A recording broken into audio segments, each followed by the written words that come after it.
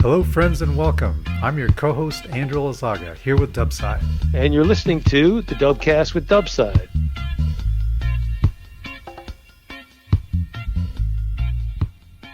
So, how was your Thanksgiving? Oh, it was good.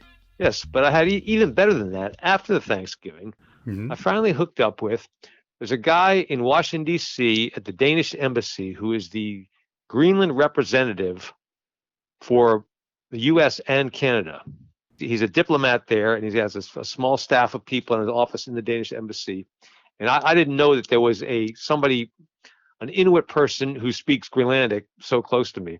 And so I met with his wife and his daughter and one of his interns in the office there. They could all speak Greenlandic and English and Danish. And so they were quite happy to find out about such interest in Greenland kayaking in the U.S. And so we're going to be a lot more in touch. And I interviewed him for the podcast, and we'll be having that episode come up soon. Stay tuned for that. He had some really cool things. I talked to him directly about what does climate change mean for the people in Greenland, and we had a really good discussion there. So that'll hopefully be ready soon. You can look forward to that. And then I'm hoping we'll have him come to the various events. The Delaware event. We'll have to wait for October to come back around. Yep. Like the average Greenlander, he doesn't kayak himself, but he's very happy to hear that we're doing this and maintaining the tradition, et cetera. So was he surprised to find this little community of people who were just crazy about Greenland kayaking? Or maybe he knew something about it a little bit already, and he hasn't actually been to an event. So he was very encouraged to hear about it. We actually have to get him to say the Delmarva thing, and you can see all the skin on frames and all the people fanatical about all this stuff, and that might have even more of an impression on him. Mm-hmm. So he had posted the dinner I had with him and his family. His wife put it up online somewhere. It got all these likes, like a dozen likes from people in Greenland who knew me. That's cool. Chimed in on saying, it was nice to see Dubside again. And so I found that the next year, this coming 2024, the competition will be held in Qaqortoq, the town in South Greenland. I've been there many times, and the guy running it is now who's in charge of that club. Will be so the competition's there in his hometown. He'll be in charge of doing it. Is going to be coming as a guest to the Trax Kayak USA event in Florida in the beginning of May. Okay. So I'm thinking of running down to Florida so I can hang out with him, and then I'll go catch him in Greenland again. So lots of cool things going on. And so then I got, from talking to this guy, I got invited to a special screening of a new movie that has a Greenlandic Inuit theme about it. It's called Twice Colonized. It's a documentary about an Inuit woman who's worked in Canada and in Greenland as an attorney fighting for Inuit rights, and it also delves into her personal life and some of her struggles. She was there at the screening to talk afterwards. And so this was held at the Danish embassy, and it was an exclusive invitation only event. They served Greenlandic food and things. Yeah, it was quite a cool thing to go to. So very cool. Yeah. So you saw this film? Yes. Very, very interesting film. Yeah, it brings up the issue of the seal skin that used to be sold by the hunters. Mm-hmm. They could make some money on that. They would eat the meat and then sell the seal skin. But that got all shut down in 1972 in the U.S. with the Marine Mammal Protection Act. And then the EU also did stuff, but then the EU has changed back and forth a little bit, so it varies. But so this woman, the movie, she's speaking like at the UN, like she does some serious stuff, and her trademark style, she gets dressed up in sealskin. Wow. And really, I'm sure that makes an impression. I'm talking about my people, yeah. And she's got the native. Or the Inuit tattoos, the facial markings, the traditional style. She's a pretty cool person.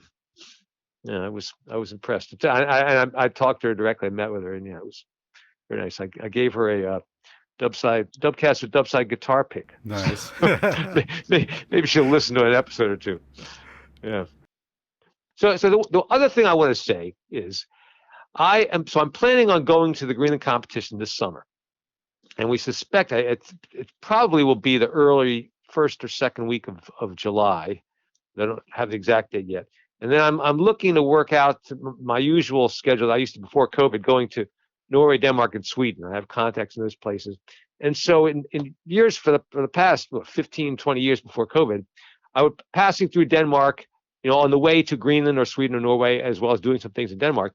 I would have people in Copenhagen who would give me a place to stay. And over the years, many of those people have either they've moved out of Copenhagen, or they've stopped kayaking, or I've lost contact with them. So I need some new contacts in Copenhagen.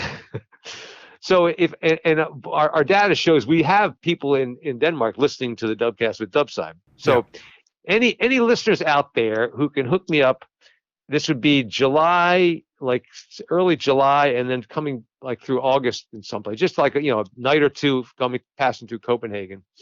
And I'm hoping to be there on August 1st for the Greenland and Tivoli celebration at Tivoli Amusement Park, and see some new music acts there.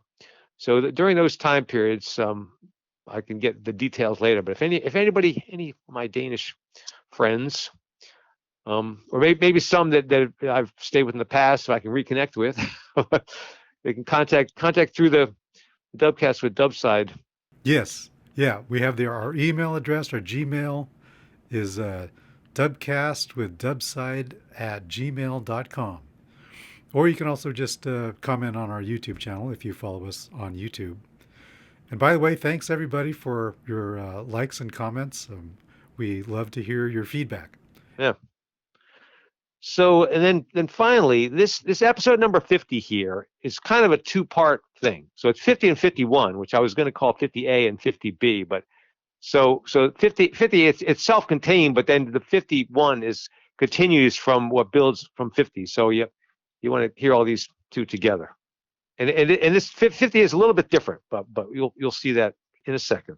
I already listened to it and I really enjoyed it. It makes even more sense when you get to 51 as well. Oh, I'm really looking forward to that too. All right, yeah. All right, well, shall we get on with it? Yes, here we go.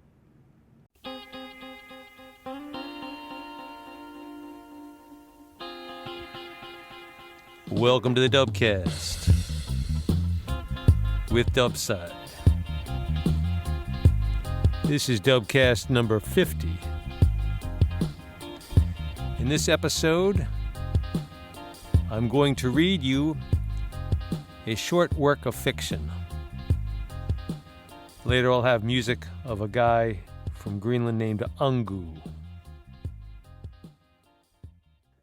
This story is entitled Gibson Les Paul Custom. He strode toward the car, the bottom edges of his faded jeans dragging behind the backs of his boot heels, his black leather jacket hanging loose and unzipped at his chest, the string of words falling out of the corner of his mouth, a cigarette hanging from the opposite side. "Hop in. We got a live one to check out." She climbed into the passenger seat, holding her shoulder-length hair to the side as she bent around to kick the empty soda bottles under the seat so that her sandals had room next to the socket wrenches and caulking gun. The engine throbbed with a guttural moan as he gunned it, swerving out of the parking lot. This lady sounded old. I hope the place isn't a nursing home. Her husband had this guitar since the 70s. She says she thinks it might be a Gibson Les Paul Custom. He drove fast, barely pausing at the corner stop sign. "Why are they selling it?"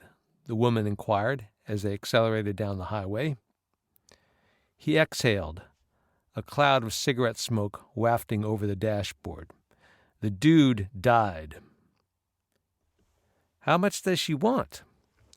"We didn't get into that, but I don't think she knows what she has. A new custom goes for $3 or $4 grand, depending on which one it is. Gibson makes too many options now.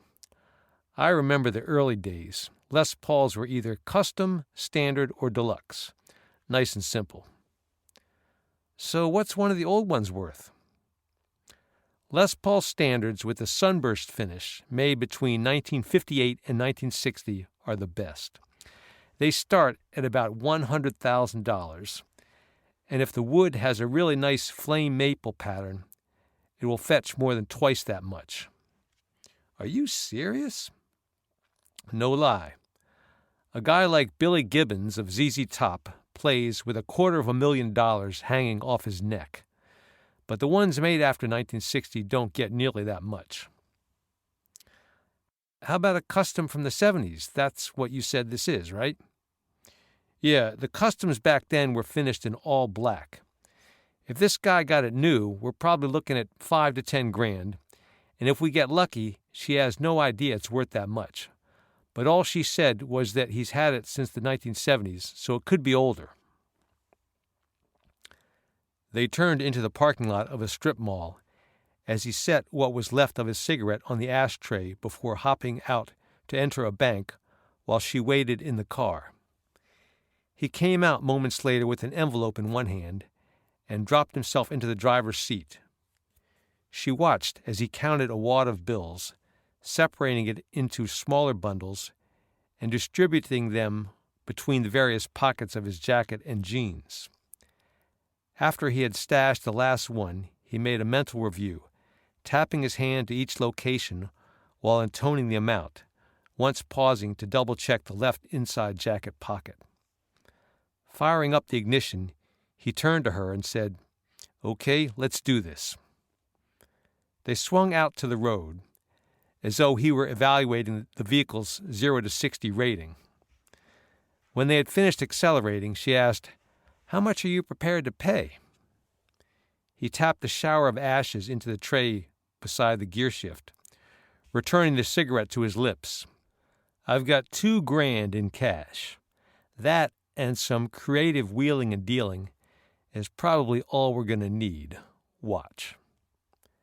Half an hour later, they turned off the highway, passing through rolling fields and wooded stretches among isolated homesteads. At the appearance of a little country church, he hit the brakes abruptly just before a sharp bend. Should be a turn on the right up ahead. Coming to a group of ramshackle homes, they parked beside an old Buick Electra in the driveway of a small weathered house with a columned front porch. As they got out of the car, she said, "You better lose that cigarette if you don't want to get off to a bad start." "How do you know?" "Why take a chance?" He took a long draw, then dropped the butt to the pavement, crushing it underfoot and kicking it into the grass.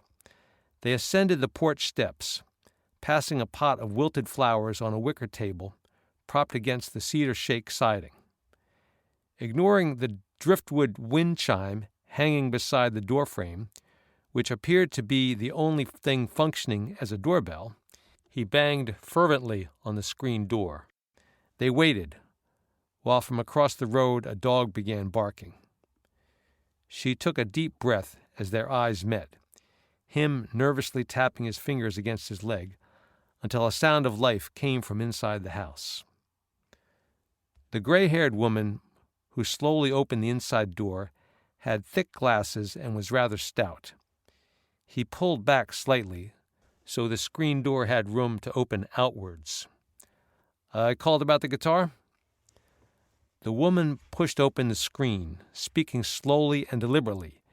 "Yes, come in. My name is Gertrude." Before he made a reply, his counterpart spoke up. "I'm Karen. This is Marty." "Pleased to meet you." Inside, the house smelled like mothballs and cat litter. He visually ransacked the room for any sign of a guitar, but came up short. "Can I get you some coffee or tea?" said Gertrude. "No thanks," he said without hesitation. Karen instead smiled thoughtfully. "Yes, I'll have some tea, thank you."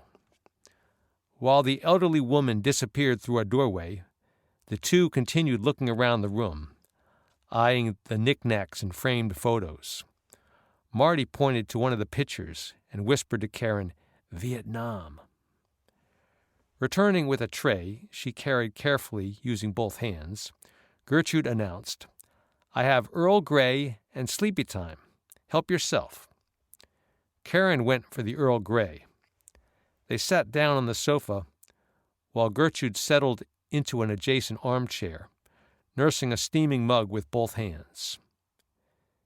Dipping the tea bag into her mug, Karen said, "You have a nice place here." This brought an acknowledging nod and smile to the older woman's face. "Arthur and I bought this house in 1978. Looking out the window, Karen added, "It's a very nice area here." "Yes, I like it very much. Are you from nearby?" Marty answered, "Not exactly. It's about a 45-minute drive." Arthur did a lot of traveling all across the country, but he always said he liked it here best.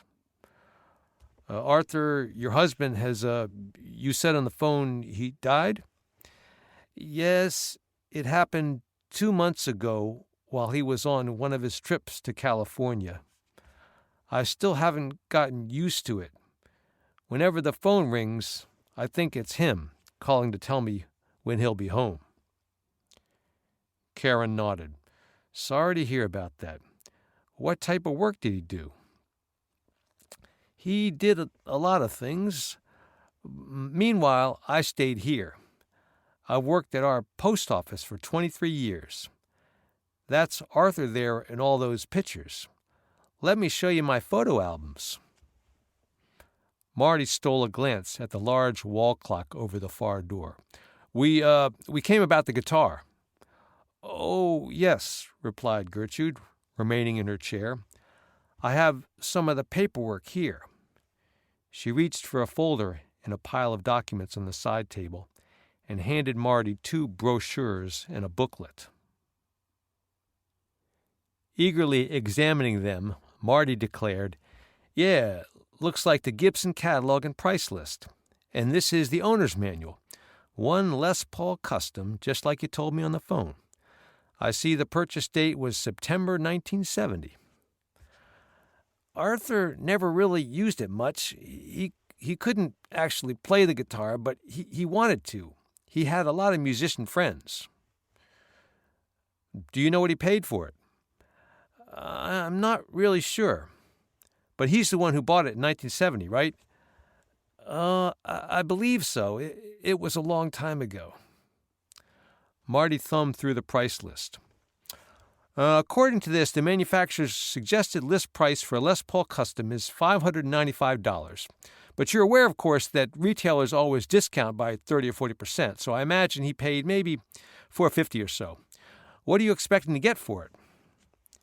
Giving a small shrug, Gertrude said, "I don't know. It should be worth at least as much as he paid, maybe more. I've heard that some old guitars can be worth a lot." While his voice betrayed no emotion, Marty flashed a quick glance at Karen before holding the price list towards Gertrude while turning to the first page. "Well, the Les Paul isn't one of the really valuable type of models. See, here in the front, there's this one called, the Citation." He paused, giving her time to read where he was pointing. "As it says there, the Citation is $2,500. That's what the top-of-the-line guitars go for. And what we've got here is much lower in the range of Gibson products." Gertrude took a sip of tea.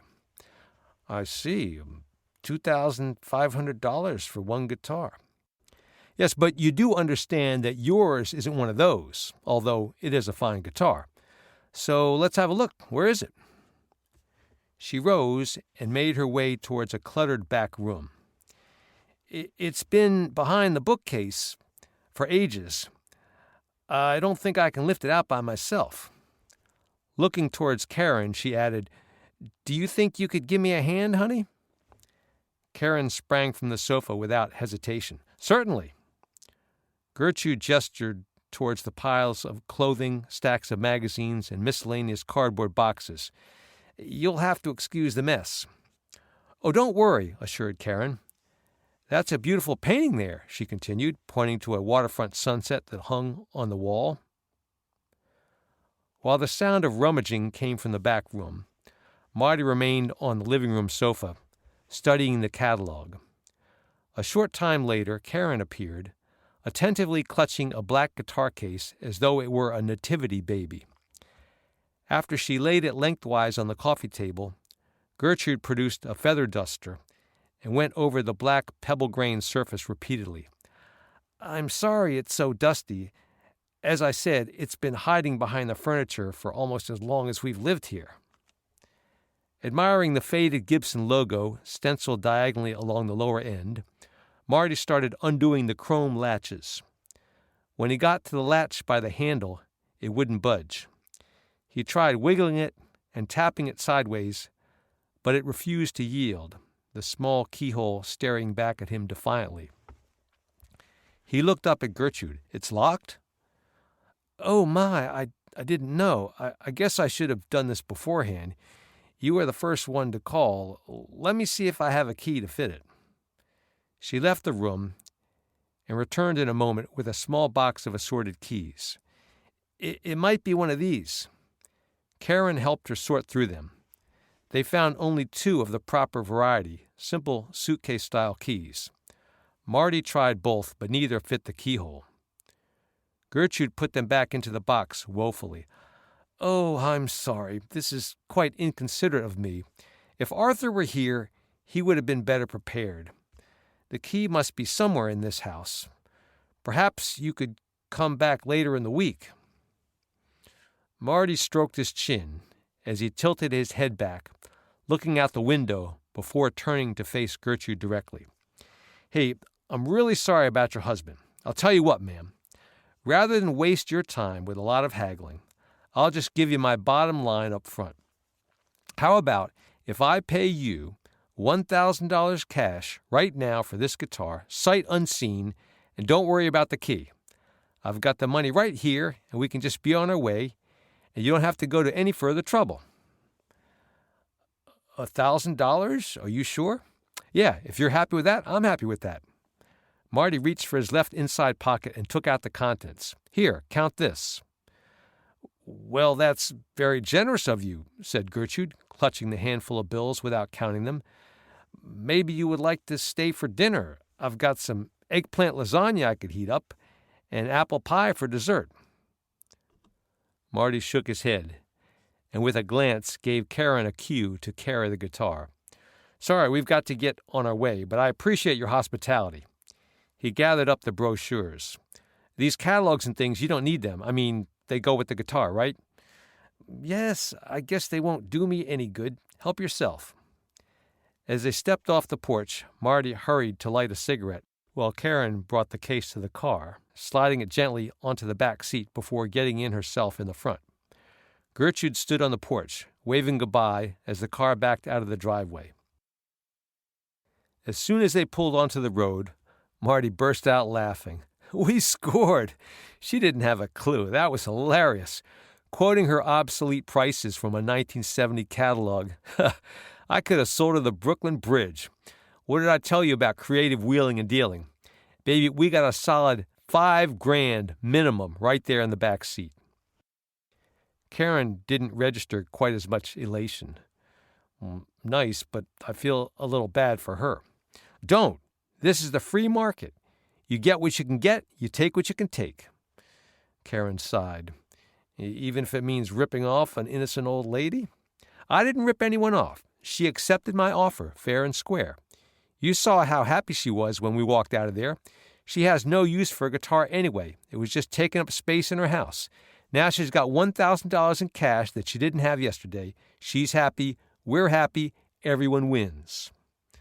Marty pulled out his phone, making a call while tending to the cigarette and the steering wheel. Hey, what's up? Check this out. I got another guitar. Yeah, it's a Les Paul Custom, 1970. 1970, you hear me? Dude, you won't believe what I paid for it. Nope, way less than a quarter of that. Yeah, and I even got the 1970 Gibson catalogs to go with it. He followed this with 2 more calls, repeating the same information, then put away the phone and handed her the brochure, opening to a dog-eared page with his thumb. Read this out loud for me. Karen complied. It took the combined efforts of the finest Gibson craftsmen and the ingenious Les Paul to create this fabulous contemporary-sounding guitar. The LP Custom is popular with rock groups because of its amazing sustain capabilities. In addition, twin gold-plated humbucking pickups contribute to the clarity of tone and brilliance of the treble and bass frequencies.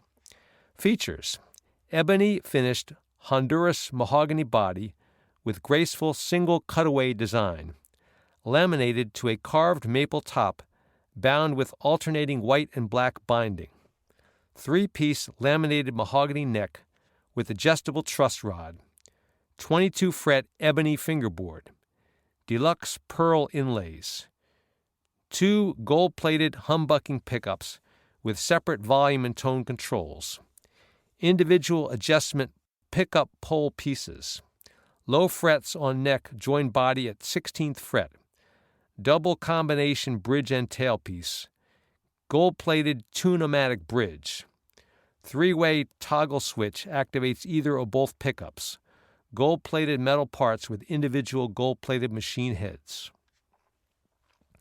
Marty pumped his fist in the air. Sweet! He turned on the stereo, blasting Kings of Leon while the dashboard rattled.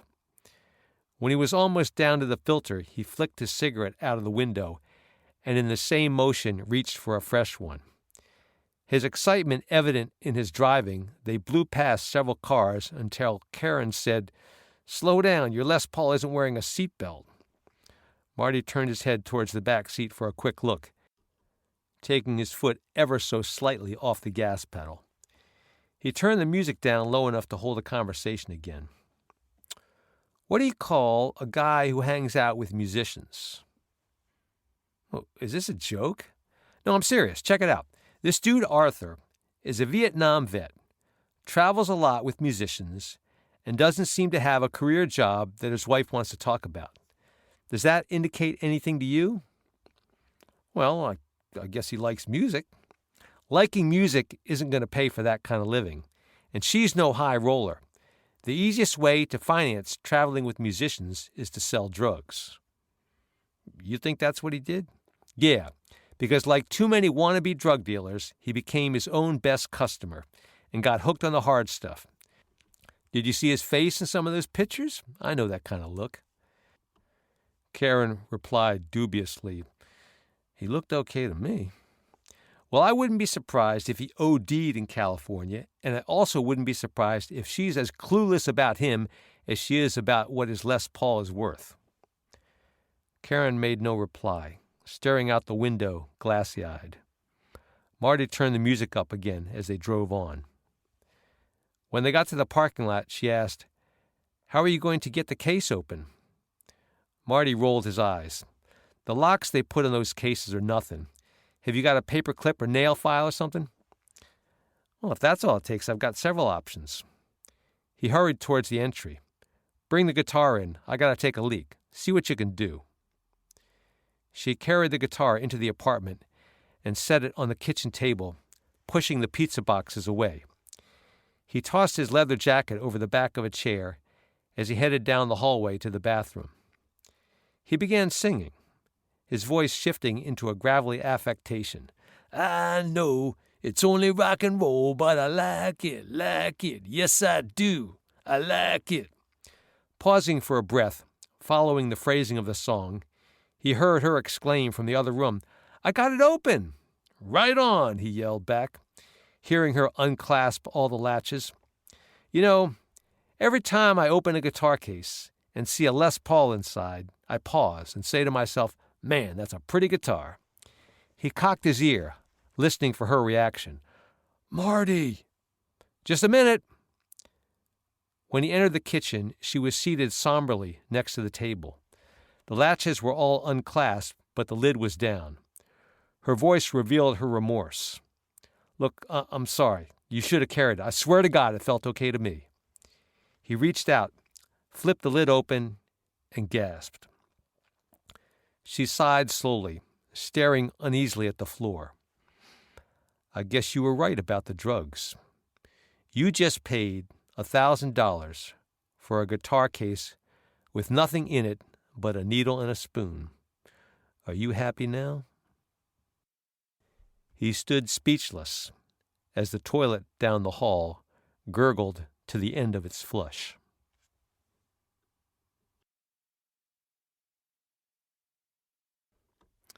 All right, that story was written by me. Copyright 2015. Now I'm going to tell you some nonfiction stuff. The guitar that story talks about, the Les Paul, is named after a guy named Les Paul who, in the 30s and 40s, he was a country and jazz musician, and he was also somewhat of an experimenter, inventor. And they were starting to make guitars amplified back then. But if you put a microphone in a big hollow body guitar, it'll start to feed back if you turn it up loud enough. Well, he had the idea to make it out of a solid piece of wood, not a hollow piece of wood, because the amplifier provides the volume rather than the resonance of the guitar body. And so he, through various developments, kept on with that idea. And during this time period, he had a number of hit records, including one that got to number 1 on the charts, recorded with Bing Crosby in 1945. It was called It's Been a Long, Long Time. And so in the 50s, he teamed up with the Gibson Guitar Company and to put out this model called the Les Paul, which had several different variations. Under the headstock where it said Gibson, it would say Les Paul, his signature embossed into the finish. In his personal life, it was not without some misfortune.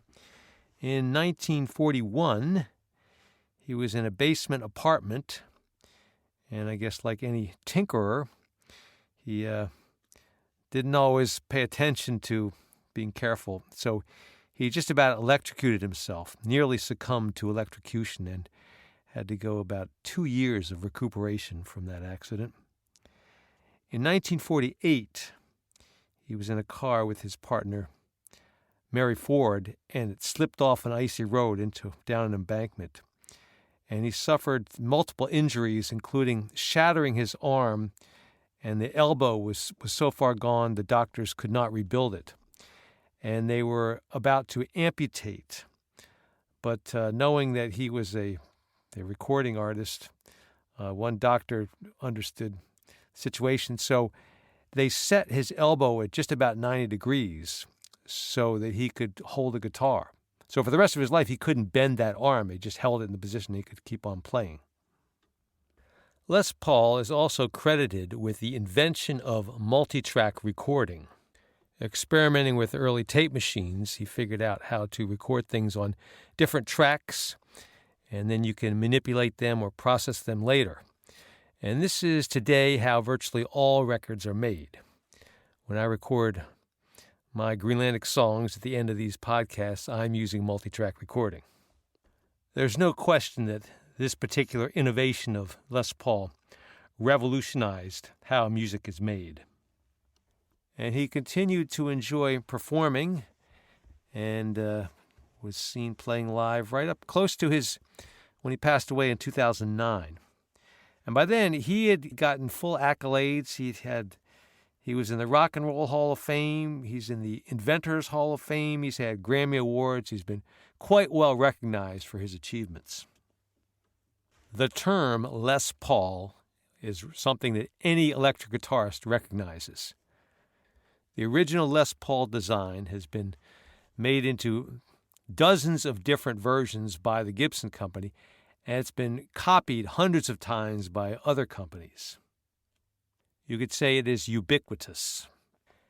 And some of the top musicians, such as Jimmy Page of Led Zeppelin, Billy Gibbons of ZZ Top, Slash of Guns N' Roses, Peter Frampton, Duane Allman, Bob Marley, all played as their trademark signature instrument, a Gibson Les Paul. Now, on a personal level, I had a Les Paul Deluxe, a gold-top Les Paul Deluxe from sometime in the mid-'70s, I think I got that guitar. And I paid about, I think it was $300, maybe $350 for it. And I sold it some years later, like I've done with a number of memorable guitars. And if I had it today, it would be worth Oh, somewhere between maybe $3,000 to $6,000. And the part in the story about 1958 to 1960 Les Paul standards being very desirable by collectors is true. Those will fetch, it used to be they would get at least $100,000. I think it's even more than that now, but it's a ridiculous amount of money. They're the most sought after of the Les Paul guitars. At the end of the story, the character Marty talks about every time he opens a guitar case and sees a Les Paul, he says, "Oh, that's a pretty guitar." That is taken from my own personal experience, because when I had a Les Paul, every time I opened the case, that's what I said to myself. They are very beautiful instruments. Now, what does this have to do with kayaking, you may ask? Well, I will connect this in episode number 51. But for now, whenever you hear the term Les Paul, you'll know what that means. Okay, music segment. I just found out that my favorite band, Nanook, some years ago, was offered a deal from Sony Music, but Sony wanted them to sing in English, and they turned them down. That's some integrity. I want to tell you about a guy named Ungu Motzfeld. And he put out some albums, I think the early 2000s. He went a different route. He sang all his stuff in English. And he had some success, sold some CDs in Denmark as well as Greenland, but didn't make the big-time mainstream, worldwide. Now, I didn't initially pay much attention to him because his stuff was all in English, but eventually I checked it out, and the guy's got a very cool persona. So I want to show you what his music sounds like. And in order to do that, I'm going to sing in English, which is going to be a first for me. So this is from his second CD called Burning Blue Skies, and the song is called Yesterday's Today.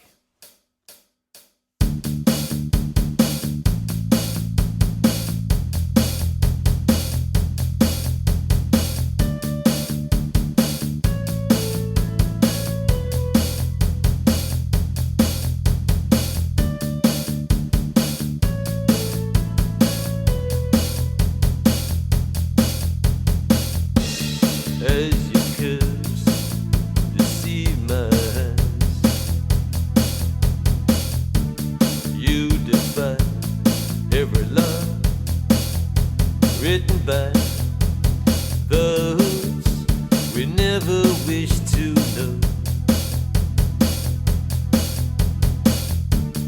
Every step up the stairs to you, I do things exactly I was meant to do.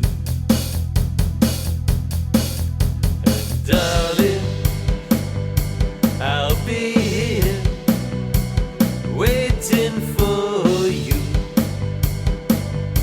I'll be here waiting for you. In your time, darling, in your time. Your time, yesterday's today.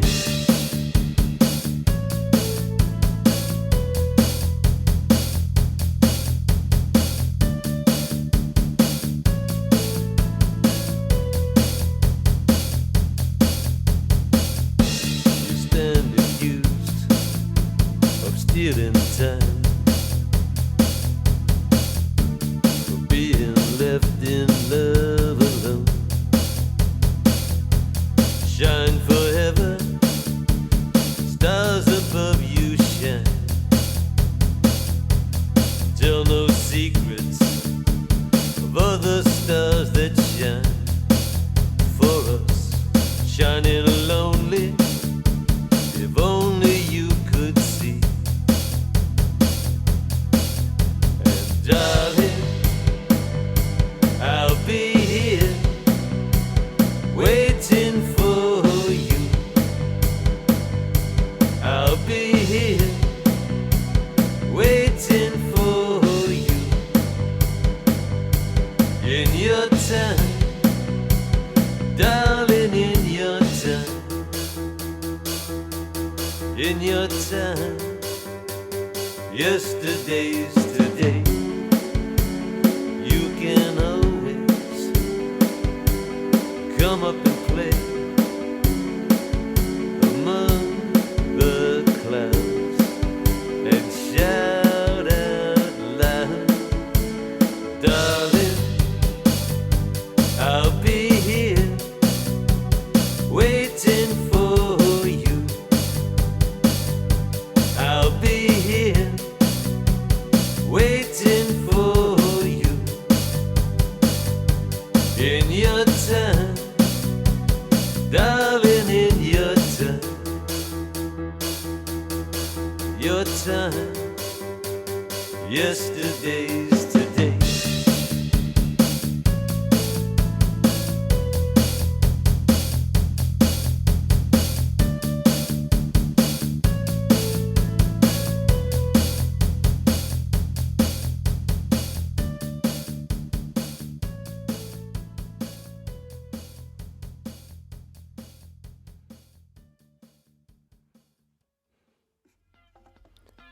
Okay, the song is Yesterday's Today, originally done by Angu, and off of the CD Burning Blue Skies, which is still available at atlanticmusic.gl.